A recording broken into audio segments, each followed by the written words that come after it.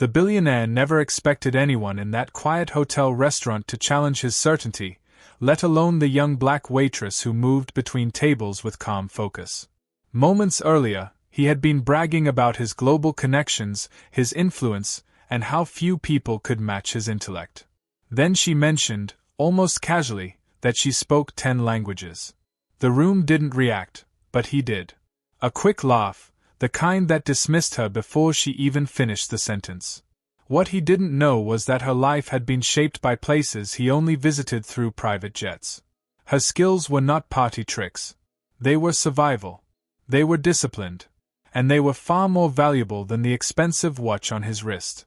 As she walked away, something about her confidence unsettled him. It wasn't arrogance. It was certainty. The kind that comes from carrying a story no one sees coming. Within minutes, the billionaire's laughter would fade. The entire restaurant would fall silent. And the moment that followed would flip the power in the room in a way no one could have predicted. What could a waitress possibly say that would leave a man like him speechless? Tell me, where are you watching this from right now? Asha had worked the morning shift at the hotel restaurant for almost a year. Most guests barely noticed her, but she noticed everything. The quiet patterns of travelers. The different accents passing through the lobby. The way people treated staff when they thought no one was watching. Her routine was simple: open the dining area, prep the stations, and move through each task with practiced precision. It wasn't glamorous, but it was steady, and she knew how to blend into the background. She had grown used to the rhythm of wealthy guests drifting in and out, each one carrying their own world with them. Some were polite, some impatient, and most indifferent. But Asha had never let anyone's opinion shape how she saw herself. She had worked hard for every skill she carried. 10 languages were not something she learnt for praise. They were the result of a life spent crossing borders, helping her family survive, and chasing opportunities most people never even knew existed. On this particular day, something felt heavier in the air, as if the room itself sensed a shift coming.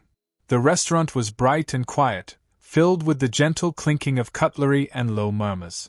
Then the billionaire arrived. His presence moved through the room with practiced confidence, followed by staff who rushed to accommodate him. People like him were common here. What made him stand out was the way he observed everything as if he owned it. Asha noticed him long before he noticed her. His tailored suit, his deliberate stride, and the way he scanned the room with the certainty of someone used to being catered to. He carried the kind of wealth that could change someone's life with a single decision, yet he treated everything around him with casual detachment. As she served his table, she sensed the subtle shift in his expression when he realized she was not intimidated by him.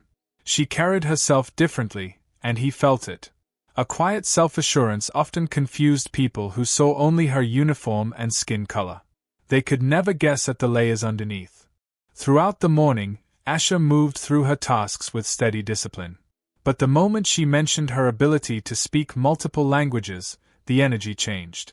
His dismissive laugh cut through the air like a crack in glass. A few nearby diners looked up. Asha kept her posture straight, her expression calm, but inside, something settled. This was not the first time someone underestimated her. It would not be the last. Still, a faint ripple of tension spread through the room, subtle but unmistakable. Something was shifting in the space between them. Something the billionaire didn't see coming. And as the morning unfolded, that small moment of laughter would become the thread that unraveled everything he thought he knew. Asha kept moving between tables, but the billionaire's laughter stayed with her. It wasn't loud, but it carried a sting that settled heavily over the room. The kind of laugh that said he had already decided who she was. The kind that shaped whole worlds in people's minds long before they ever asked a single question. A few guests gave her sympathetic glances. Others pretended not to hear. And the billionaire, now comfortably leaning back in his chair, spoke as if she weren't standing right there. Asha didn't respond. She didn't need to. Her silence made him uneasy in a way he couldn't place. It was easier for him to believe she was uneducated or exaggerating than to consider he might be wrong. So he doubled down. He spoke loudly about his business meetings across Europe and Asia, about negotiating deals in languages that he barely had time to learn, and about how real talent can't be faked. Each remark was subtle but pointed, a steady drip of condescension disguised as casual conversation. As she refilled his water glass, his tone shifted. "You didn't really mean 10 languages, did you?" he asked, not expecting an answer. Asha simply nodded, offering no explanation. The confidence in that small gesture unsettled him more than any argument could have. He wasn't used to not being the smartest person in the room. And the idea that this black waitress, someone he subconsciously placed beneath him, might carry something extraordinary pushed against his sense of superiority. The tension grew with each passing minute. A couple at a nearby table paused mid-meal, sensing the shift in atmosphere. A staff member tried catching Asha's eye, silently checking if she was all right. She gave a small nod, but the truth was, a familiar ache stirred inside her. She had lived her entire life being underestimated.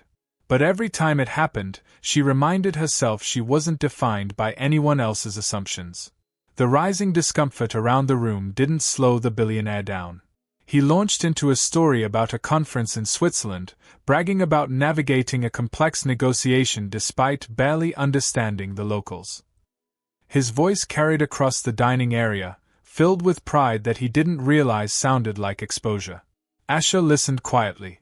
She had lived in Switzerland for 2 years. She knew the dialects he butchered in his retelling.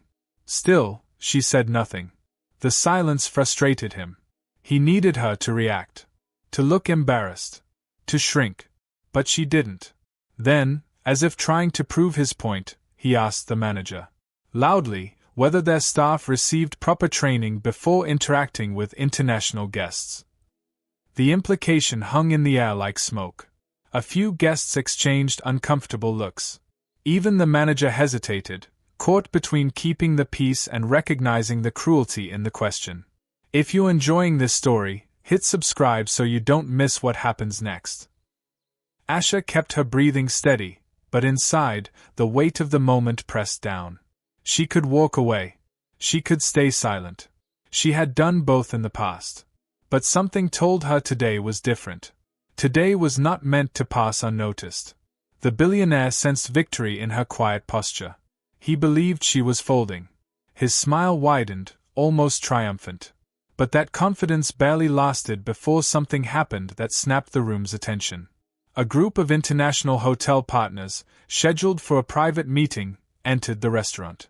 They greeted the staff warmly before taking their reserved table near the corner.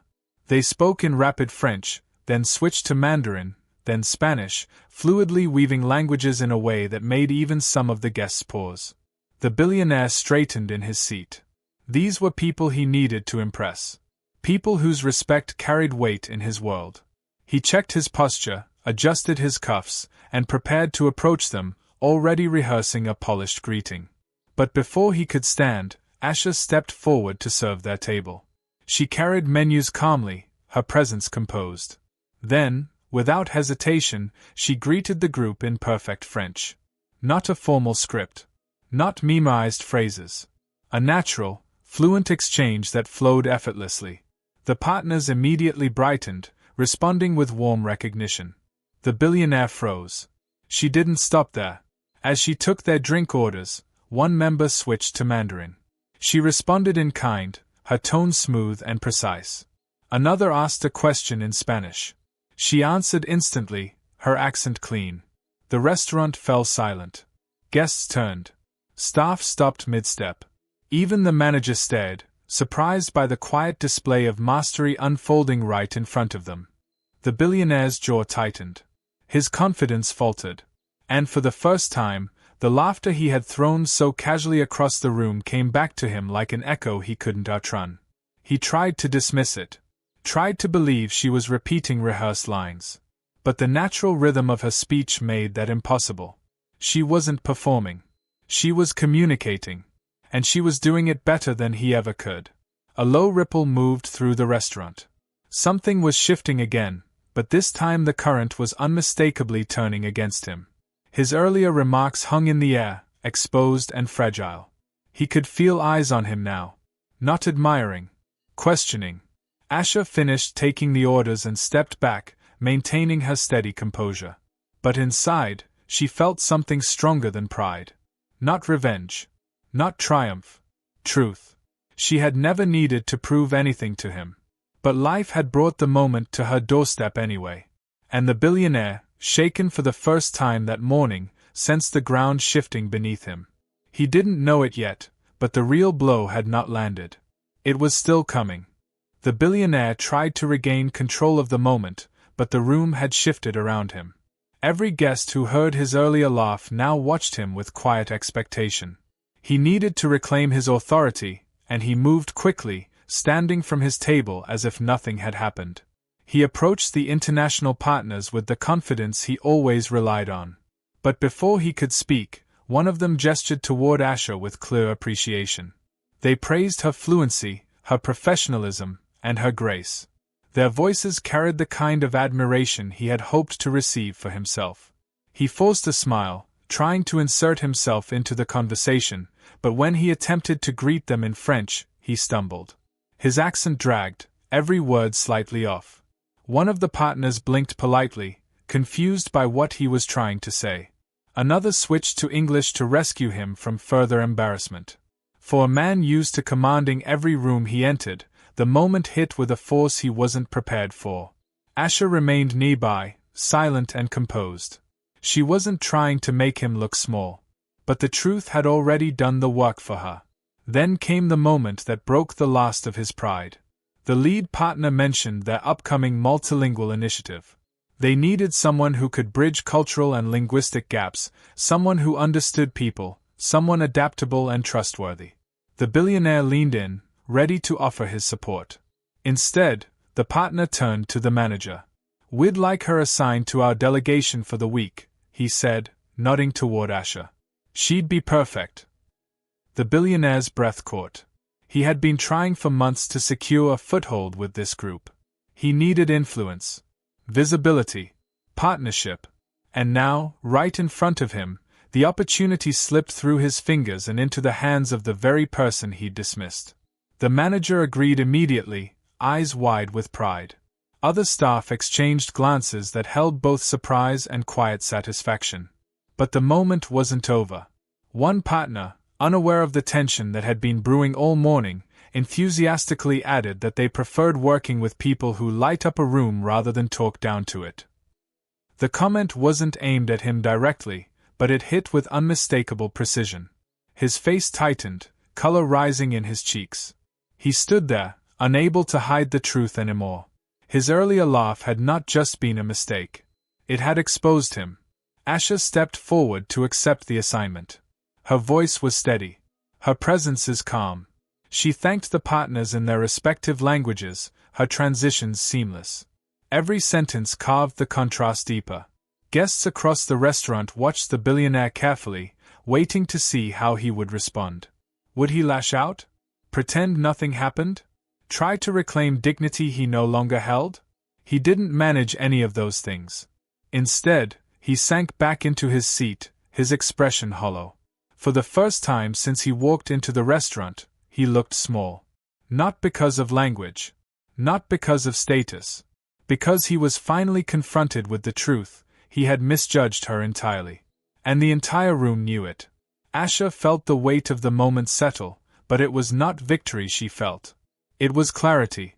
A quiet, unshakable clarity she had carried her entire life. The billionaire lowered his gaze, defeated. The partners signaled for her to return to their table. What she said next would decide the final meaning of everything that had happened. Asha carried the menus back to the podium as the partners prepared for their meeting. The air in the restaurant felt different now. The tension that had once pressed against her chest was gone, replaced by a quiet strength that settled deep inside her. She had not raised her voice. She hadn't tried to prove anything. Yet the truth of who she was had risen anyway, steady and unmistakable. The billionaire remained at his table, untouched meal cooling in front of him. He looked smaller in his chair, as if the weight of his own assumptions had finally settled on his shoulders. He wasn't angry anymore. He wasn't amused. He looked reflective, almost disoriented, as if trying to understand how a moment he thought meant nothing had dismantled the image he carried of himself. Asha didn't look toward him again. She didn't need to. The lesson wasn't hers to hold. It was his. The partners spent the rest of the morning discussing their project. They asked for Asha's insight on regional customs, phrasing, and cultural nuances. She responded with ease, each exchange revealing layers of knowledge she had built quietly over years of struggle and resilience. They weren't impressed because she surprised them. They were impressed because she was prepared. With every conversation, the staff around her saw her differently too. Not as someone quietly doing her job, but as someone carrying a depth they had never paused to appreciate. Her manager watched with a kind of stunned pride, realizing just how much her presence had elevated the entire establishment. By the end of the day, the partners requested that she join them for a full week of meetings, offering compensation far beyond her usual rate. It wasn't charity. It wasn't pity. It was earned respect. The billionaire eventually stood to leave, moving slower than before. As he walked past her, he hesitated, searching for something to say. Asha didn't offer him an escape from the discomfort. She simply gave him a polite nod and returned to her work. He left without another word, carrying a truth that would follow him longer than the sting of embarrassment. He had walked in believing power came from money, confidence, and the assumption that he was always the most capable person in the room. He walked out knowing how fragile that illusion was when tested by real substance. That moment didn't transform him entirely. People don't change in an instant. But it cracked something open. A realization that respect is never owed to status, but to character. And that dismissing someone because of how they look or where they work can blind you to knowledge and brilliance standing right in front of you. For Asha, the incident didn't change her sense of self. It strengthened it. It reminded her why she never shrank under judgment, why she carried her skills quietly but confidently. She had lived a life that taught her the world may underestimate her, but she would never underestimate herself.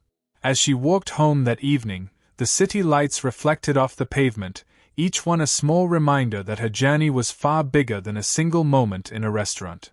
She didn't need applause. She didn't need attention. She needed only the truth that had guided her all along. Racism often hides behind polite tones, subtle laughter, and quiet assumptions. But moments like this reveal its fragility. When faced with truth, it cracks. When faced with ability, it falters. And when faced with dignity, it collapses. If this story moved you, share your thoughts below. Asha's eyes held a subtle, unwavering strength. Her calm posture and quiet composure radiated the certainty of someone who had faced underestimation all her life. Every glance and slight movement carried authority and grace, reflecting the depth of knowledge and resilience she had cultivated over years. The background blurred softly, emphasizing her presence as the emotional anchor of the story, capturing the intimate core of her quiet triumph over subtle racial injustice. Other restaurant staff exchanged impressed glances, subtle smiles of pride crossing their faces as they watched Asha interact with the international partners. Their expressions reflected admiration and quiet satisfaction, acknowledging her professionalism and skill. Background diners remained softly blurred, emphasizing the staff's reactions and the emotional impact of Asha's presence in the story-driven moment.